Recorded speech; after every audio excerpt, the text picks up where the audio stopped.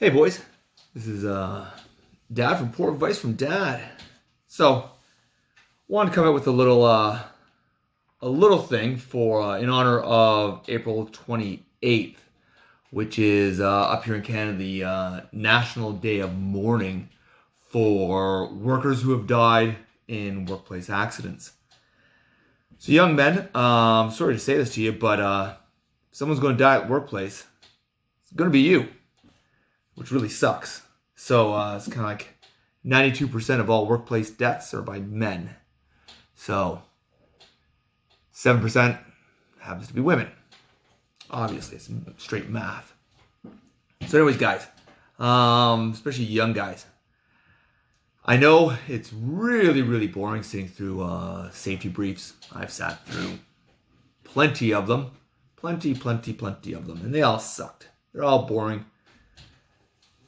And they just suck. So anyways, but they're important.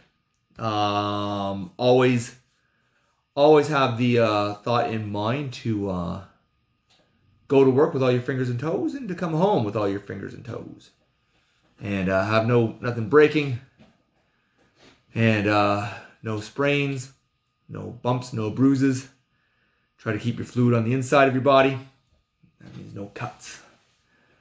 So anyways, guys, there's two workplaces that have the highest death rates in Canada. US probably the same thing, and that's construction and transportation. Now, it's pretty easy with both of them. Both of them, you have really big machines moving shit around, right? And everything's heavy. So, whether you're in construction, there's dump trucks moving around, or there's bobcats and shit moving sheets of drywall, forklifts, things like that. Bound to happen every now and again, and you really wish it doesn't. People get squished. Also, you're working with heights as well, right? So if you're a roofer, roofers fall all the time. I've seen it happen. It sucks. Not wearing their harness. I know harnesses are a pain in the ass, but they are important, right? Stops you from landing on your neck from 2 stories up, which seen that happen. I had good friends who were roofers, fell off a roof. They went, "Oh, thank God I fell onto the wood fence and not the ground. Use that to break my fall." They came out banged up. Could have been dead. So yeah, so guys, safety gear. Always wear your safety gear and keep your head on the swivel. Again, now with transportation, and that's construction. Transportation, again, big heavy things moving big heavy things. Lots of happens every now and again. You're driving a truck, accidents, right? Straight up. You have to cut the wheel because someone in front of you is doing something stupid. Hit the ditch, right? Do an 80.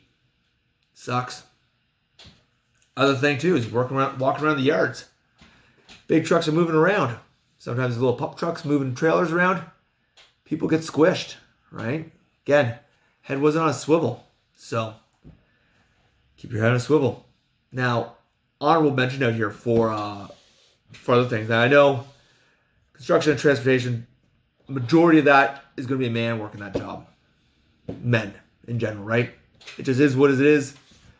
We'll get into that whole conversation about what men do and what women do as far as work goes and that kind of stuff. That's a long conversation for another day. But honorable mentions to healthcare workers. Now, one thing you don't really think about, or what you don't really hear too much about, is they have a high rate of injuries with in healthcare. So one of the things, if you're thinking about it, PSWs, personal support workers, and nurses, they gotta lift people up and move them around. So if you're moving one patient from one bed to another bed, chances are they're probably not getting up and walking over themselves. So you're wheeling a bed side by side. You got 2 or 3 people grabbing that body, probably not in the greatest shape to begin with. It's heavy, it's dead weight. Could be dead, could be alive, but just still it's dead weight. Pulling them over to another bed, right? They're throwing backs out, twisting up, spraining their arms, spraining their legs, twisting their knees. It's because you're dragging a body over, right? They're heavy. They're heavy. They're usually crying and whining and upset. Another thing that you don't hear about, and I've heard this about from numerous numerous nurses and personal support workers that work in retirement homes, old age homes and stuff like that. You get a couple of old men there, a couple of old Vietnam vets and stuff like that. They're in their 80s, pushing 90s sometimes. They're all of a sudden having crazy flashbacks from dementia. They're going nuts. You got to run there to hold them down, stop them from fucking hurting the other patients, right? The other residents. You're going to take a punch to the face. Now, they might be old, but they got old man, crazy man strength, right? And never underestimate old man strength or crazy strength. We'll do talks on those later. Might connect, and it might be a weak hit, but if you're not expecting it, it's going to cause black eye. It might even break your jaw, right? Hits right, it connects right. Seen and heard that happen too, right? So, again, shout out to the healthcare workers. You guys get unrecognized by a lot of things, especially with injuries, and you suffer a lot of them. So, long and short, guys, coming up on April 28th, National Day of Mourning up here in Canada. I'm sure the U.S. has the same kind of issues down there. Stay safe, young men. Your mission is to come home with all your fingers and toes. That's your mission. Keep your head on a swivel. Keep your eyes looking around what's going on around you. What's going on around you is always important. Listen to your safety briefs, even though they're fucking stupid and they're boring. They are important. If you have any questions, throw them in the comments.